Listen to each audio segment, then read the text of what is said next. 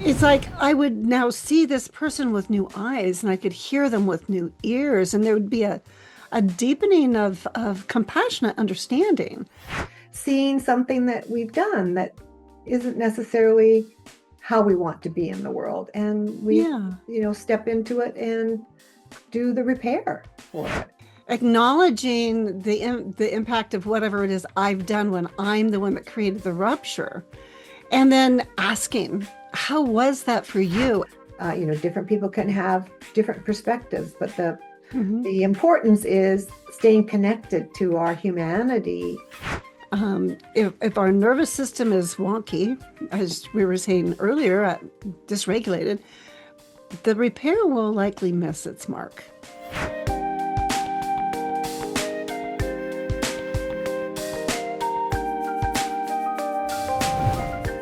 Welcome back to the Healing You Method podcast. I'm Gail Donohue, here with my dear, dear friend and co-host, Gloria Lybecker. Hi, everyone. It's so good to be here today. We're going to be exploring a tender and vital theme from reactivity to resonance, repairing emotional rifts. Yeah, and we're going to be looking at asking how can rupture actually become a path to like deeper trust?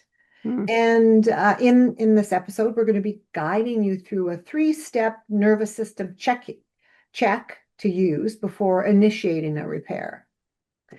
So, well, let's start with rupture because conflict and disconnection are inevitable in human relationships. And, really, what I found really helpful, and I think, Gloria, we've talked about it before, is the key that is not to think about avoiding rupture because Yeah. it's going to happen, but to learn how to repair. And it's a process to learn how to repair. Well, exactly. It truly is.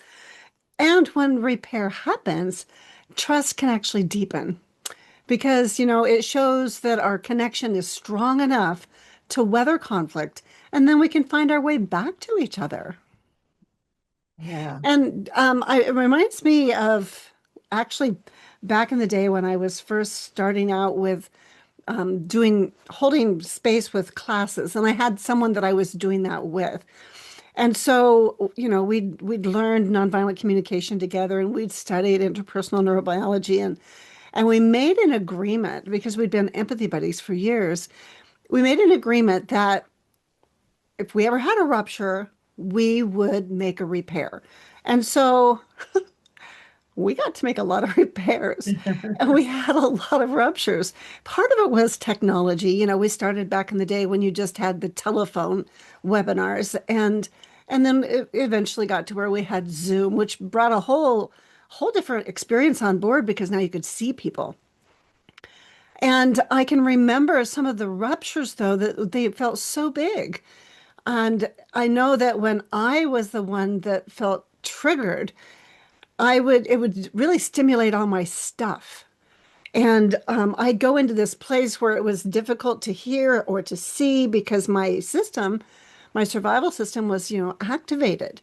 And then to be willing to voice and acknowledge that there was a repair. Sometimes I'd have resistance to doing it because I'd have a story that it was going to take too long or whatever the story was. And yet, when I was willing to follow through and name it, and then allow the repair process to really take the time to touch into what's the beauty of the needs underlying this, what really was at the heart of it, not just for me but for the other person.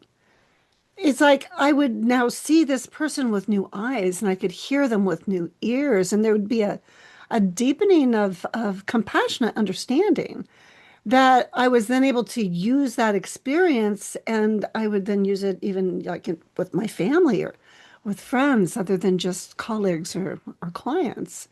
And there it did grow more trust. And then there eventually there were less ruptures.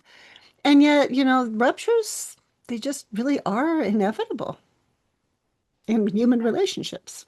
Yeah, it's true. They are inevitable. So yeah, I know this should be a requirement of learning. learning in school or something because yeah, they are inevitable. And as you were sharing your story, Gloria, it made me think, one thing you don't necessarily have to have someone that knows how to do this.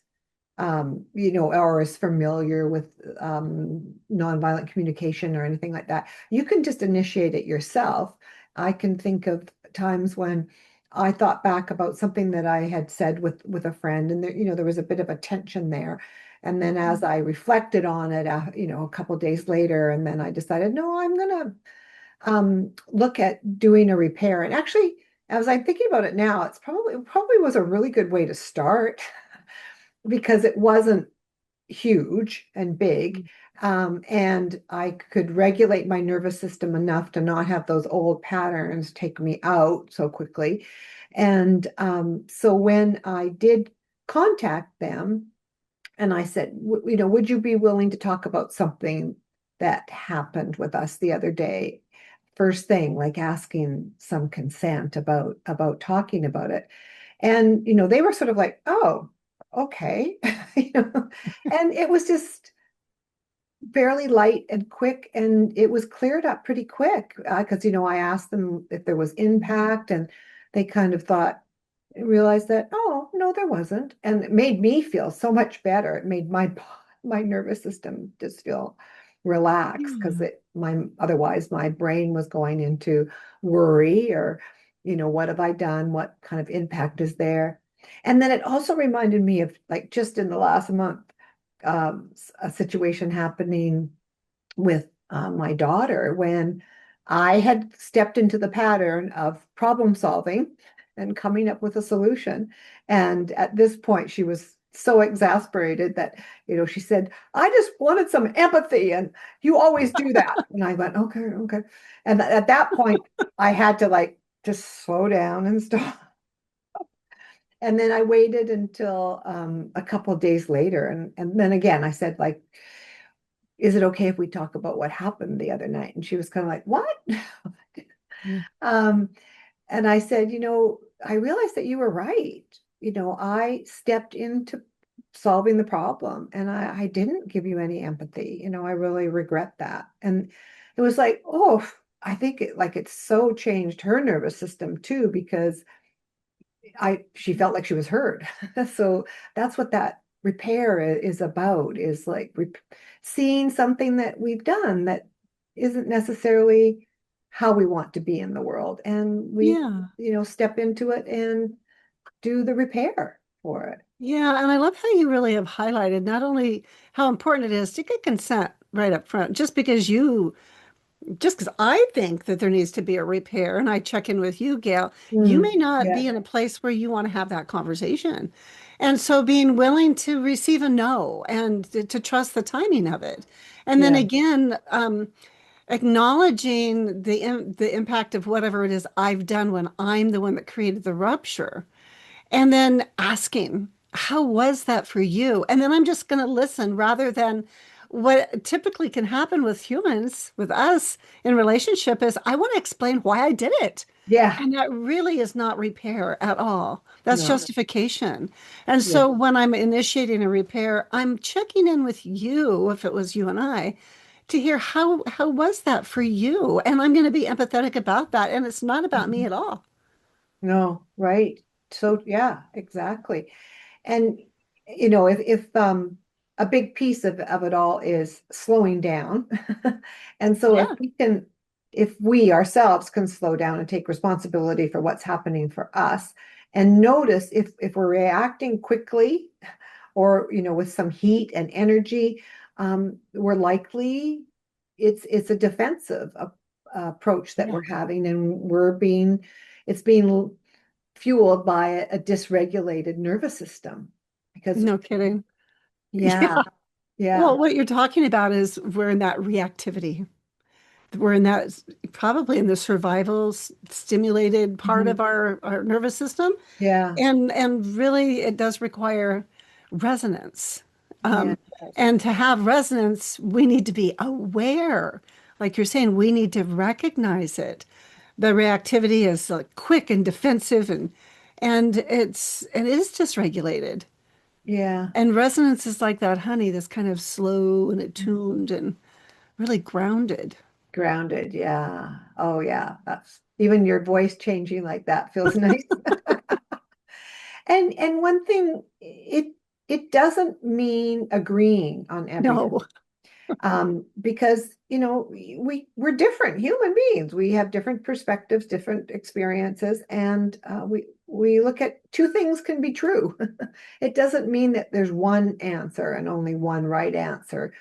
Different people can have different perspectives, but the Mhm. the importance is staying connected to our humanity, even though we've got different opinions or different thoughts. Different perspectives, yeah. And also just acknowledging the repair. It's not about getting the right words. I know that was one of my things is I always wanted to get it right. And it's not about getting that right. It's really about being in an aligned state of being. If our nervous system is wonky, as we were saying earlier, dysregulated, the repair will likely miss its mark. Yeah, that's yes, so true. Well, maybe what we should do right now, Gloria, is just guide our listeners through a simple three-step nervous system check-in Yeah, that's a before great we idea. that we use before we initiate repair. Yeah. Yeah. Okay. So I would just invite you now, if it feels safe for you right now, and you're not driving, um, take a moment and join with us and just notice and bring Mm. your awareness to your body. And Mhm. just notice, is your breath shallow or is it deep? I notice like sometimes when we're talking and I get excited, my breath can get shallower. Uh, Yeah. yeah. And is there tension in your chest or in your belly Mm. or your throat? That's a common one, or your jaw. And just invite you just to observe what might be happening here without any judgment at all, without Mm. any judgment. And then choose one simple regulating action. It could be, taking a breath and exhaling for, 1 to 4 counts longer than your inhale, or you could place a hand on your heart or two hands on your heart. Mm. Humming, it can be very regulating. Feeling your feet on the floor and just notice how your system responds. And Mhm. it's Mm. interesting how I'm doing this. I'm like coming way like much more into my body, and I'm even noticing, oh, I'm able to take deeper breaths now. Mm. And then the third step is asking yourself, and this is the checking in that's important, is if you're ready to do a repair with the other person from the place of resonance. Yeah. And, you're checking in. Have you regulated your nervous system enough that you can be present with this other human Mm. that might have been making you quite frustrated a few minutes before? And if you do have a sense that you're regulated, then you can move forward with the repair. And if you have a sense that no, your chest is still tight, your heart is still breathing, you feel that tension in your jaw, then give yourself some more time to regulate. And Yeah. you might even tell the other person, if it's a close partner at the time, Mm. you might say, I need to have like 10 minutes to just to step out here and regulate, just get calmer, and then I'll be back. Mhm. Yeah. So Mm. repair is the most effective when we come from a regulated state. So these 3 steps where we notice, and then we do a regulation process, and then we choose, we check in, and then we choose what we're going to do, whether it's the repair itself or taking more time. We're really bringing ourselves into integrity and caring for ourselves and the other person because we're really prioritizing the connection and reconnection if there's been Yeah. a rupture. Yeah, and I love in that process how you really highlight the importance of checking in with ourselves and choosing that self-care. Many times I need to reach out to somebody and get some empathy before I'm able to be in a place that I'm able to then be even curious about that other person, because we may get so stimulated, we're needing to attend to ourselves first before we can repair the relationship. And the other thing I wanted to highlight that I love, I was spending some time with this actually over the weekend when I was doing some singing. And I love the neuroscience that's out there that when you take the time to do that breathing, like you were saying, so if you breathe into the count of four and you hold to the count of four, and then you exhale to the count of six, if you choose to hum while you do it or do an om while you do it, what it does is it activates the vagus nerve and it also then brings your parasympathetic response on, which then that was what you were, the rest and digest. It brings you back and it brings you really back. And so you can embody that resonance. And we need to do that for ourselves first, to have empathy for ourselves first, resonance for ourselves first, and then it's available for others. And that's a beautiful world to step into. And I love Yeah. how music supports us in that. Yes, Yeah. it does. It so does. Yeah. Yeah. Yeah. So today we've explored how rupture, when met with repair, can actually deepen trust. And for me, it also deepens self-trust.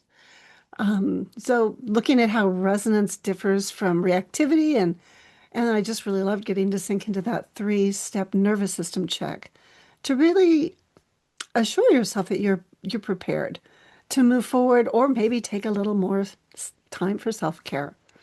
Yeah. Yeah. So our invitation to you is this. The next time there's conflict arising, because it will, uh, we just invite you to pause, notice your nervous system, what's happening, invitation to regulate, and then choose to approach that repair from Mm, resonance, from resonance. Take more time, get some support from someone else if you know that you're not in resonance with the situation, and then see how this starts to shift these conflict situations that you have, that you run into, and see how it shifts the outcome. yeah. Let us know what Mhm. you experience. Yeah. And next time we'll be joined by an internationally acclaimed pianist and composer, Ryopi, whose music has touched millions of listeners around the world. Yes, he faced a season of serious illness and fear.